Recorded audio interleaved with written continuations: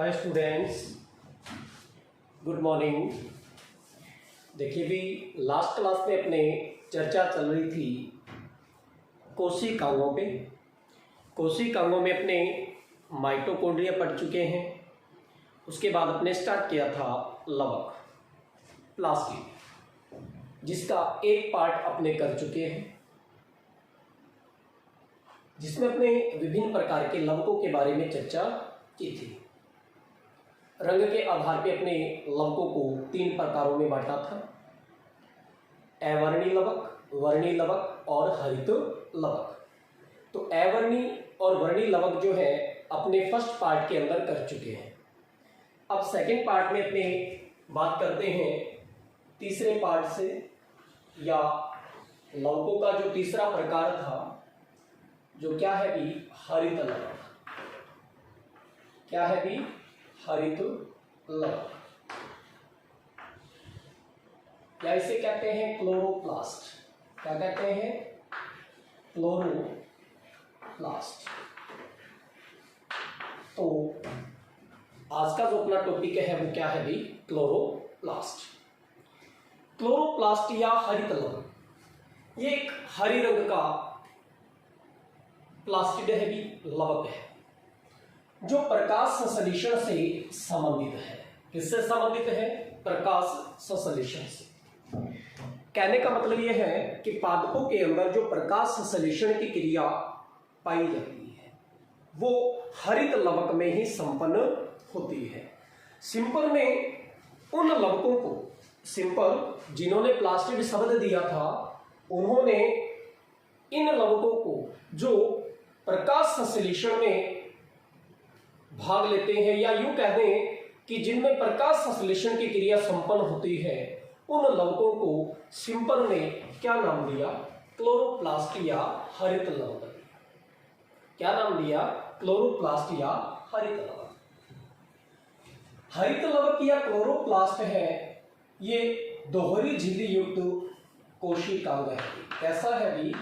दोहरी झिल्ली युक्त कोशिकांग है। हरित लवक या क्लोरोप्लास्ट जो है वो दोहरी झिल्ली युक्त कोशिकांग है, और सामान्यतः उच्च श्रेणी के पादपों में ये गोल या अंडाकार, कैसे भी गोल या अंडाकार डिस्क के समान संरचना है। कैसी संरचना है? गोल या अंडाकार डिस्क के समान संरचना। और प्रत्येक कोशिका में इनकी संख्या जो होती है 20 से 40 होती है। संख्या कितनी होती है इनकी? 20 से 40। प्रत्येक कोशिका में क्लोरोप्लास्ट जो है उनकी संख्या कितनी होती है भी? 20 से 40 होती है। साइज में अपने बात करें इसकी, तो ये लगभग 3 म्यू से 5 म्यू आकार की संरचना है। साइज की बात करें अपने, तो साइज कैसा है भी इनका? 3 से लेकर 5 म्यू तक होता है। इससे अधिक लंबे चौड़े हो सकते हैं, लेकिन सामान्यतः अपनी बात करें तो इनका साइज क्या होता है? 3 म्यू से लेकर के 5 म्यू तक होता है। पादपों में या उच्च श्रेणी के पादपों में अपने बात करें तो ये कैसे होते हैं भी? गोल होते हैं, अंडाकार होते हैं, या डिस्क के समान होते हैं, और दोहरी झिल्ली युक्त संरचना है। लेकिन जो शैवाल है, क्या भी शैवाल या एल्गी, शैवाल या एल्गी, इनके अंदर क्लोरोप्लास्ट जो है इसके आकार में काफी भिन्नता पाई जाती है। अलग अलग प्रकार के पाए जाते हैं, जिनकी अभी अपने चर्चा करेंगे। इसके अलावा अपने बात करें प्रकाश संश्लेषी जीवों के अंदर, जैसे बीजीय है, ब्लू ग्रीन एल्गी है। क्या भी? Blue green algae. इनके अंदर भी प्रकाश संश्लेषण होता है, लेकिन इनमें क्लोरोप्लास्ट नहीं होता। क्या नहीं होता? क्लोरोप्लास्ट। प्रकाश संश्लेषण करने वाले जो वर्णक होते हैं इन ब्लू ग्रीन एल्गी नील हरी शैवालों में वो साइटोप्लाज्म में पाए जाते हैं, न कि क्लोरोप्लास्ट। उच्च श्रेणी के पादप है, शैवाल है, इनमें जो प्रकाश संश्लेषी वर्णक क्लोरोफिल जो है वो कहाँ पाए जाते हैं भी? क्लोरोप्लास्ट में पाए जाते हैं। कहाँ पाए जाते हैं? क्लोरोप्लास्ट में। तो शैवाल जो है इनमें जो क्लोरोप्लास्ट है इसके आकार में काफी भिन्नता पाई जाती है। जैसे अपने बात करें कि यूलोथ्रिक्स जो है शैवाल क्या है? शैवाल। यूलोथ्रिक्स के अंदर ये विशेष एग्जांपल है भी, इनको ध्यान में रखना है आपको, यहां से कई बार नीट के अंदर प्रश्न पूछे गए हैं। तो यूलोथ्रिक्स जो है इसके अंदर जो क्लोरोप्लास्ट होता है वो कैसा होता है? मेखलाकार होता है। कैसा होता है भी? मेखलाकार होता है। कुछ एग्जांपल है ये विशेष, जैसे यूलोथ्रिक्स जो है इसमें कैसा भी? मेखलाकार होता है। इसी प्रकार से अन्य एक शैवाल जिग्निमा, क्या भी? जिग्निमा। जिग्निमा में आपको ध्यान रखना है कैसा होता है भी? ताराकार होता है। कैसा होता है? ताराकार होता है। इसी प्रकार से आपको ध्यान में रखना है स्पाइरोगायरा। स्पाइरोगायरा इसके अंदर जो होता है क्लोरोप्लास्ट वो होता है सर्पिलाकार या स्पाइरल।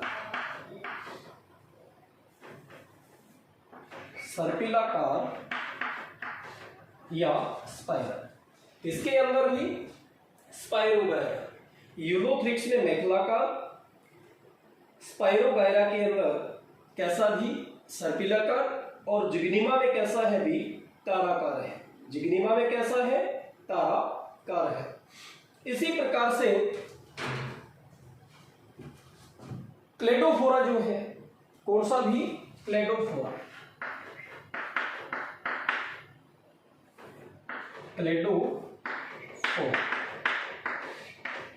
क्लेडोफोरा के अंदर जो क्लोरोप्लास्ट होता है ये जालिकावत होता है। कैसा होता है भी? जालिकावत होता है। कैसा होता है भी? जालिकावत होता है। किसमें? क्लेडोफोरा में। तो ये कुछ विशेष एग्जाम्पल है, ये कुछ विशेष एग्जाम्पल है जो अपने को ध्यान में रखने। यूलोथ्रिक्स में कैसे? मेखलाकार, जिग्निमा में ताराकार, स्पाइरोगायरा में सर्पिलाकार और क्लेडोफोरा में जालिकावत। और बाकी उच्च श्रेणी के पादपों में कैसे होते हैं? ये गोल होते हैं, अंडाकार होते हैं या डिस्क के समान होते हैं। अब यहाँ पे अपने चर्चा करेंगे क्लोरोप्लास्ट की संरचना। क्लोरोप्लास्ट की संरचना। क्लोरोप्लास्ट की संरचना से पहले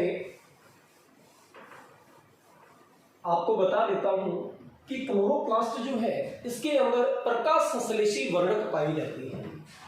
क्या पाए जाते हैं इसमें? प्रकाश संश्लेषी वर्णक। इन वर्णकों की चर्चा अपने प्रकाश संश्लेषण के दौरान डिटेल में करने वाले हैं, लेकिन थोड़ा सा ये ध्यान रखना है अपने को, हरित लवंग जो है इसके अंदर जो मुख्य प्रकाश संश्लेषी वर्णक होता है वो क्या होता है? क्लोरोफिल होता है। क्या होता है भी? क्लोरोफिल होता है। क्या होता है? क्लोरोफिल।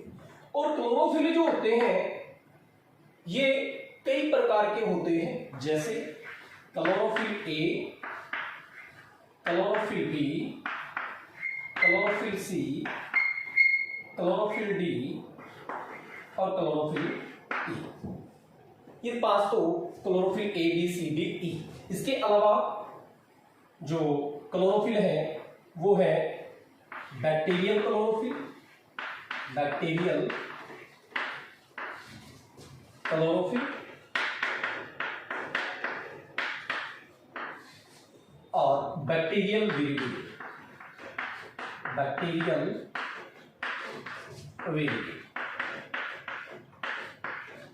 ये भी क्लोरोफिल के प्रकार हैं जो क्लोरोप्लास्ट के अंदर पाए जाते हैं।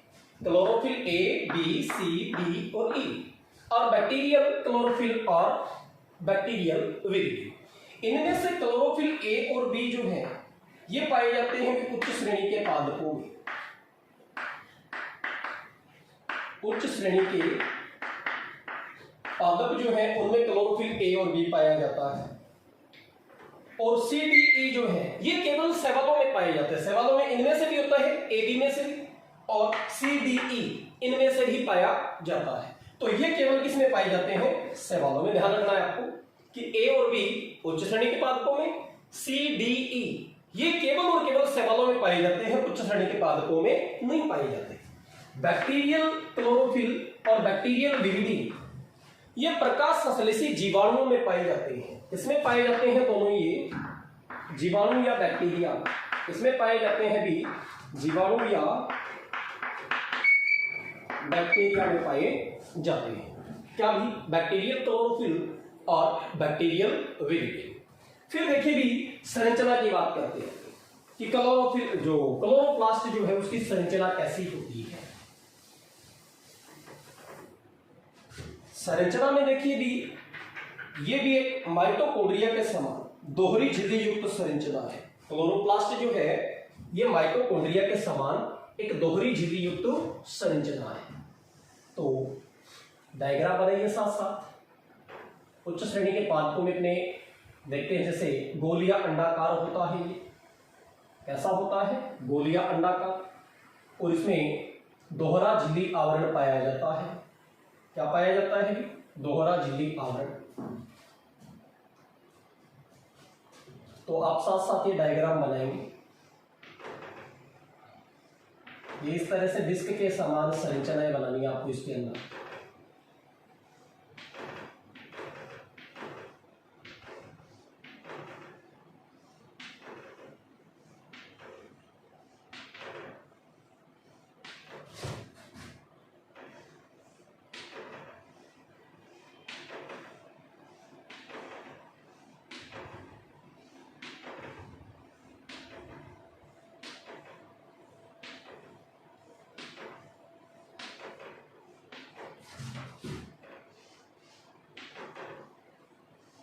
ये क्लोरोप्लास्ट की संरचना बना रहे हैं हमने, तो आप साथ साथ बनाए डायग्राम।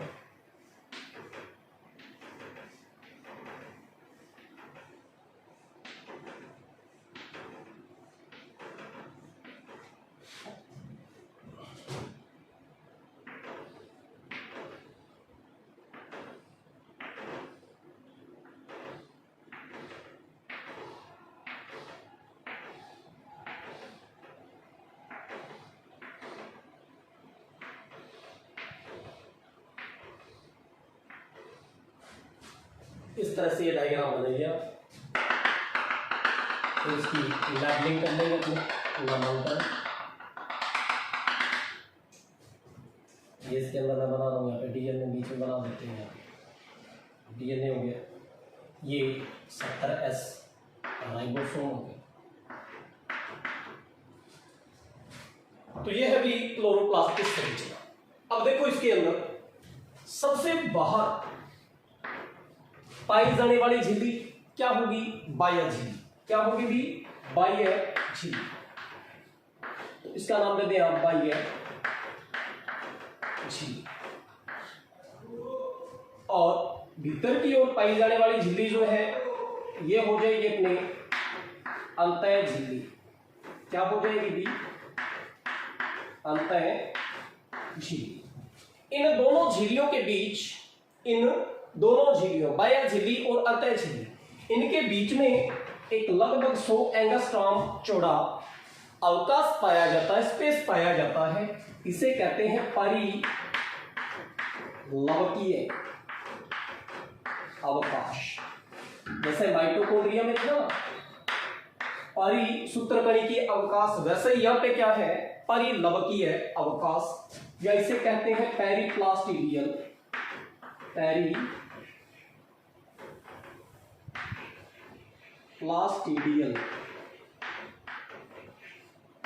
स्पेस। हरित लवक के चारों ओर, क्लोरोप्लास्ट के चारों ओर पाई जाने वाली बाह्य झिल्ली और अंतः झिल्ली के बीच में लगभग 100 एंगस्ट्रॉम चौड़ा अवकाश पाया जाता है, स्पेस पाया जाता है, जिसे क्या कहते हैं? क्या कहते हैं भी? परिलवकीय अवकाश या पेरिप्लास्टिडियल स्पेस। परिलवकीय अंकाश या पेरिप्लास्टिडियम स्पेस कहते हैं।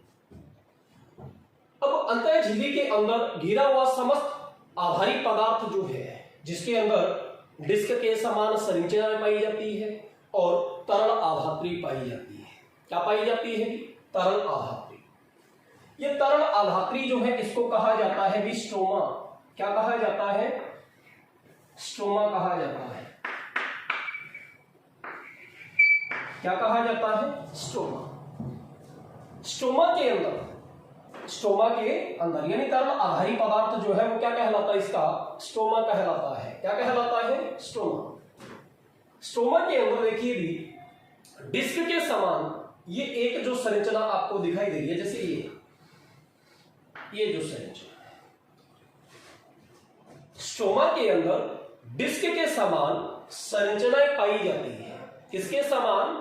डिस्क के समान संरचना। यह डिस्क के समान संरचना जो है इसको कहा जाता है भी लैमेली या थाइलेकोइड।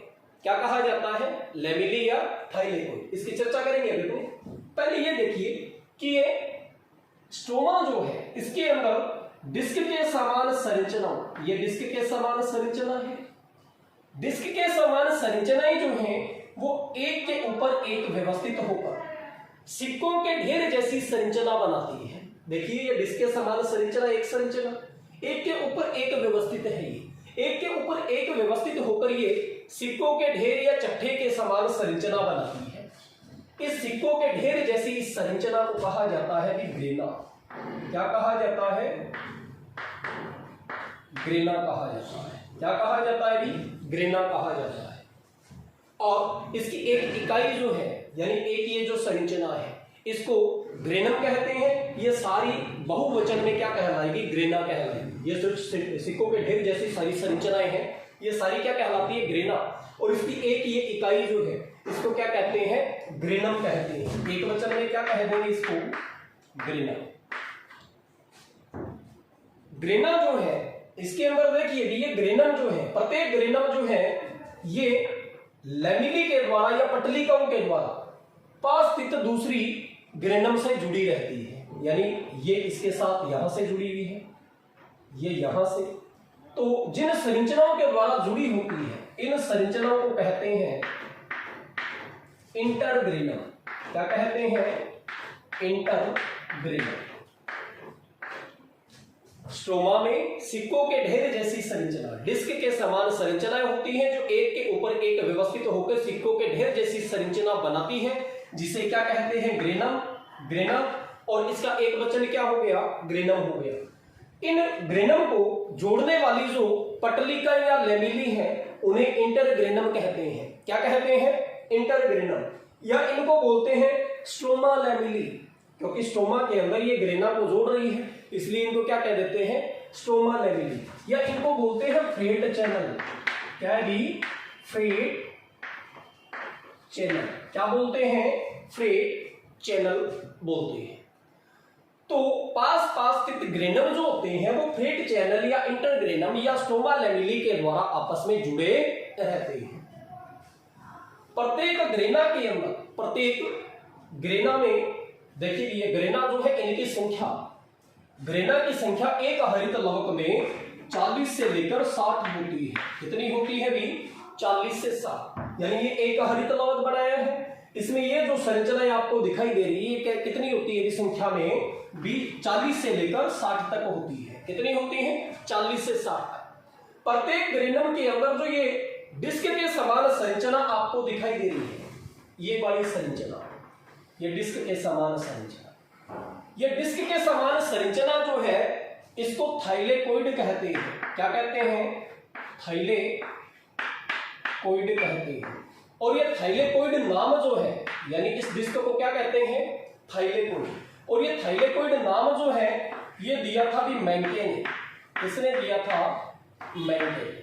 थाइलेकोइड नाम किसने दिया था? मेंके ने दिया था। किसने दिया था भी? मेंके ने दिया। थाइलेकोइड जो होता है इसके अंदर, थाइलेकोइड के अंदर 100 एंगस्ट्रॉम व्यास के सूक्ष्म कण पाए जाते हैं। इसके ऊपर क्या पाए जाते हैं? सूक्ष्म कण। कितने व्यास के? 100 एंगस्ट्रॉम व्यास के सूक्ष्म कण पाए जाते हैं। इन सूक्ष्म कणों को क्वांटासोम कहते हैं। क्या कहते हैं? क्वांटासोम कहते हैं। ये जो प्रत्येक डिस्क के समान संरचना, जिसको मेंके ने क्या कहा? थाइलेकोइड। इन थाइलेकोइड के ऊपर 100 एंगस्ट्रॉम आकार के व्यास के सूक्ष्म कण पाए जाते हैं, जिन्हें क्वांटासोम कहते हैं। ये प्रकाश की फोटोन ऊर्जा का अवशोषण करने का कार्य करते हैं, क्वांटासोम। इसका फोटोन ऊर्जा। और ये क्वांटासोम नाम जो है, ये नाम दिया था भी पार्क और पोन्स ने। पार्क और पोन्स। क्वांटासोम नाम किसने दिया? पार्क और पोन्स ने। इन्होंने बताया कि क्वांटासोम जो है, प्रत्येक क्वांटासोम है, इसके अंदर लगभग 230 क्लोरोफिल अणु पाए जाते हैं। क्या पाए जाते हैं जी? क्लोरोफिल अणु पाए जाते हैं। और ये क्लोरोफिल अणु जो होते हैं, ये सूर्य के प्रकाश की जो फोटोन ऊर्जा है उसका अवशोषण करते हैं और प्रकाश संश्लेषण की क्रिया में प्रकाश ऊर्जा को और रासायनिक ऊर्जा में बदलने का कार्य करते हैं। तो यहाँ पे ये क्लोरोफिल पाए जाते हैं। ये क्लोरोफिल जो है क्वांटासोम में होते हैं। एक क्वांटासोम में लगभग 230 क्लोरोफिल वर्णक अणु होते हैं। और ये क्वांटासोम जो है, ये कहां पाए जाते हैं? थाइलेकोइड पे। कहां पाए जाते हैं भी? थाइलेकोइड पे। तो ये ध्यान में रखेंगे कि क्वांटासोम नाम किसने दिया? पारक और पोन्स ने। थाइलेकोइड नाम किसने दिया? मेंके ने। तो ये एक संरचना जो है थाइलेकोइड कहलाती है। प्रत्येक थाइलेकोइड में क्या होते हैं? क्वांटासोम होते हैं। फिर देखो कि जो ये ग्रेना है, ये कहां स्थित है भी? स्ट्रोमा में। किसने भी? स्ट्रोमा में। स्ट्रोमा जो है, ये तरल अधात्रीय पदार्थ है, कणिकीय पदार्थ है। इस स्ट्रोमा के अंदर हरित लवक का स्वयं का डीएनए, ये क्या हो गया? डीएनए और 70S राइबोसोम पाया जाता है। 70S राइबोसोम पाया जाता है। क्या पाया जाता है? खुद का डीएनए और 70S राइबोसोम जो कहां होते हैं? स्ट्रोमा। और ये जो स्ट्रोमा जो होते हैं, स्ट्रोमा के अंदर CO2 के अपचयन से संबंधित सभी एंजाइम पाए जाते हैं। यानी इस तरल आधात्री के अंदर CO2 के अपचयन से संबंधित सभी एंजाइम पाए जाते हैं। किसमें? स्ट्रोमा में। तो CO2 का अपचयन जो होता है, यानी CO2 का कार्बोहाइड्रेट में जो बदलने का प्रक्रम होता है, वो कहां संपन्न होता है? स्ट्रोमा में। तो स्ट्रोमा के अंदर देखिए, प्रकाश संश्लेषण पढ़ेंगे अपने, उसमें 2 प्रकार की क्रियाएं होती है। एक तो प्रकाशिक अभिक्रिया, एक अप्रकाशिक अभिक्रिया। तो प्रकाशिक अभिक्रिया जो है, उसमें तो क्या है? सूर्य की फोटोन ऊर्जा, प्रकाश की जो फोटोन ऊर्जा, उसको अवशोषित करके उच्च ऊर्जा के अणु बनाए जाते हैं। और ये प्रकाशिक अभिक्रिया कहां संपन्न होती है? ग्रेना में। ये प्रश्न बहुत बार पूछा गया है। तो प्रकाशिक अभिक्रिया इसकी भी प्रकाश संश्लेषण की कहां संपन्न होती है? ग्रेना में।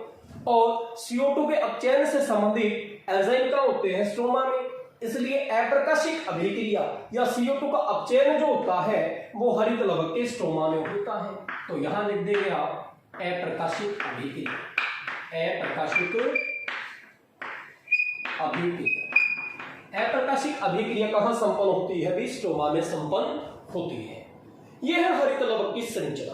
अब आप देख रहे हैं कि हरित लवक में भी माइटोकॉन्ड्रिया के समान इसका खुद का डीएनए है, खुद का 70S राइबोसोम है। इसलिए ये सब प्रतिकृति करने में सक्षम होता है। यानी ये अपनी प्रतिलिपि बनाने में क्या होता है? सक्षम होता है। इसीलिए हरित लवक को भी माइटोकॉन्ड्रिया के समान अर्ध स्वायत्त शासी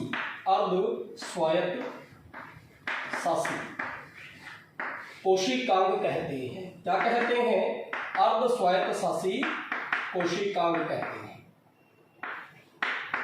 सेमी ऑटोनॉमस ऑर्गन भी इसको कहा जाता है, क्योंकि इसका स्वयं का डीएनए है, स्वयं का आरएनए है, जिनकी वजह से ये सब प्रतिकृति करने में, यानी कोशिका के भीतर ये अपना गुणन करने में सक्षम होता है। इसलिए इसको क्या कहते हैं?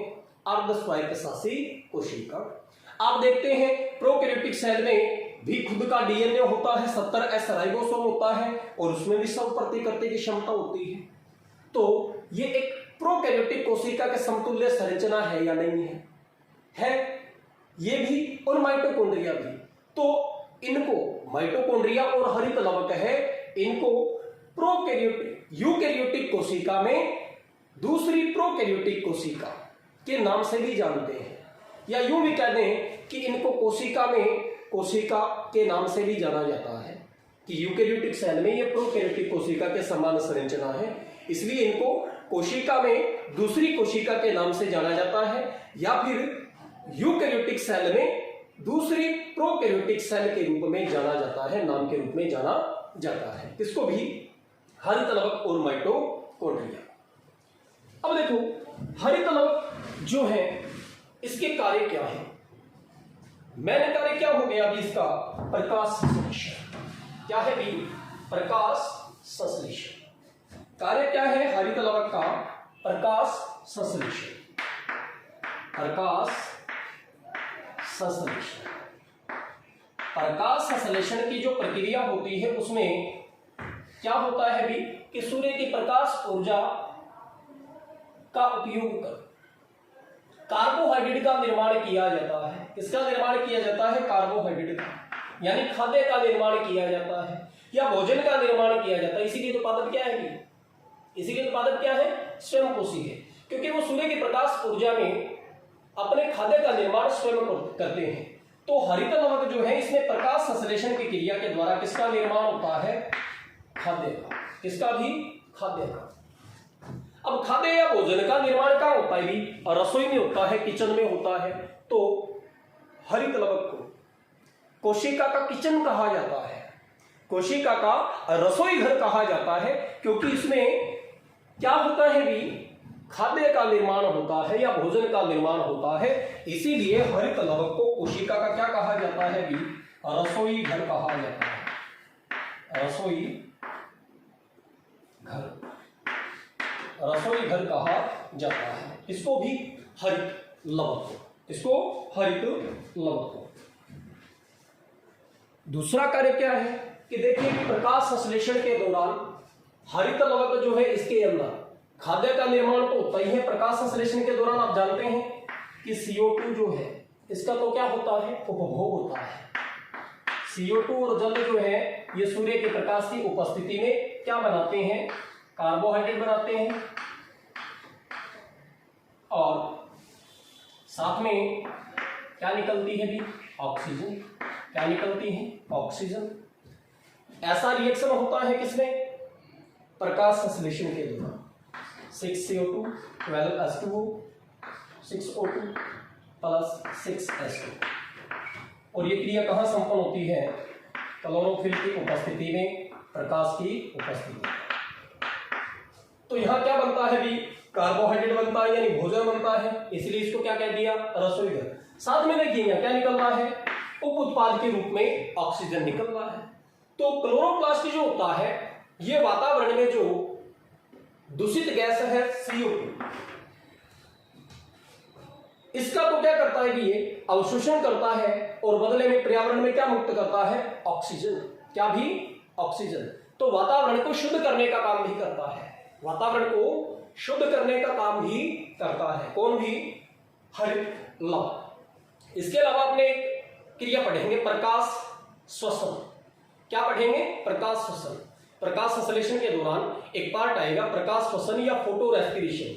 तो फोटो रेस्पिरेशन में हरित लवक, माइटोकॉन्ड्रिया और प्रोक्सिसोम ये 3 कोशिकांग हैं जो प्रकाश श्वसन में भाग लेते हैं। ये प्रश्न भी पूछा गया है नीट में कि प्रकाश श्वसन की क्रिया में कौन कौन से कोशिकांग भाग लेते हैं। कुछ कोशिकांगों के समूह बनाए गए थे ऑप्शन में, जिनमें से एक समूह है क्या है भी?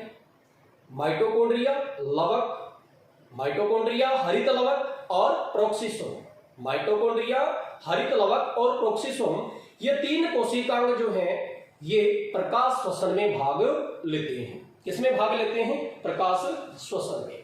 तो ये भी हरित लवक के कार्य।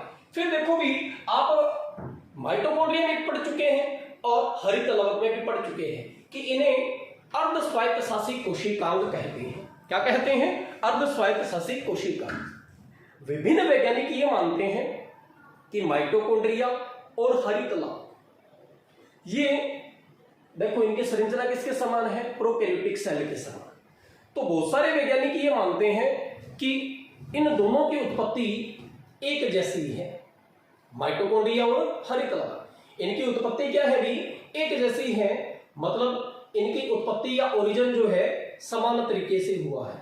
और अधिकांश वैज्ञानिक ये मानते हैं कि ये प्रारंभ में माइटोकॉन्ड्रिया और हरित लाभ ये प्रारंभ में प्रोकैरियोटिक कोशिकाएं होती थी और ये स्वतंत्र रूप से जीवन यापन करती थी, यानी कि इनमें स्वतंत्र रूप से प्रतिकृति होती थी, अपनी संख्या बढ़ाते थे। कालांतर के अंदर ये संरचनाएं जो है यूकैरियोटिक सेल में प्रवेश कर गई और वहां के वातावरण के प्रति क्या हो गई भी? अनुकूलित हो गई और आज ये कोशिकांग के रूप में कोशिकाओं के भीतर गुणन करते हैं। तो इनको प्रोकैरियोटिक कोशिका के समान संरचनाएं माना जाता है, जिनको प्रारंभ में बहुत सारे वैज्ञानिक क्या मानते थे भी? किसको? हरित लवक और माइटोकॉन्ड्रिया को प्रोकैरियोटिक कोशिका मानते थे कि ये स्वतंत्र रहती थी और कालांतर में ये किसमें प्रवेश कर गई भी? यूकैरियोटिक सेल, पादप कोशिकाओं में, जंतु कोशिकाओं में प्रवेश कर गई। जैसे माइटोकॉन्ड्रिया और हरित लवक ये दोनों पादप कोशिका में प्रवेश कर गए, लेकिन जंतु कोशिका में क्लोरोप्लास्ट या हरित लवक नहीं पाया जाता, तो उसमें इसने प्रवेश नहीं किया और वहां पे ये क्या होगी भी? अनुकूलित हो गई और आज ये कोशिकांगों के रूप में, अर्ध स्वायत्त शासी कोशिकांगों के रूप में किसके अंदर पाए जाते हैं भी? कोशिकाओं के अंदर पाए जाते हैं और कोशिकाओं के भीतर रहकर ये गुणन करते हैं, क्योंकि इनमें प्रोकैरियोटिक कोशिका के समान स्वयं का द्विसूत्री वृत्ताकार डीएनए होता है, 70S राइबोसोम होता है और ये की संरचनाएं अपने किसमें पड़ी है भी? प्रोकैरियोटिक सेल में। कि प्रोकैरियोटिक सेल में खुद का डीएनए होता है और खुद का राइबोसोम यानी आरएनए होता है इसके अंदर राइबोसोम में, तो 70S राइबोसोम भी इसमें पाया जाता है। तो प्रोकैरियोटिक सेल जो है उसी के समान ये है, तो इसीलिए इनको क्या कहा जाता है भी? यूकैरियोटिक कोशिका में प्रोकैरियोटिक कोशिका। तो ये हुआ भी अपना हरित लवक समूह। तो नेक्स्ट सेल ऑर्गन जो है उसकी बात करेंगे अपने नेक्स्ट क्लास में। तब तक के लिए धन्यवाद। Have a nice day.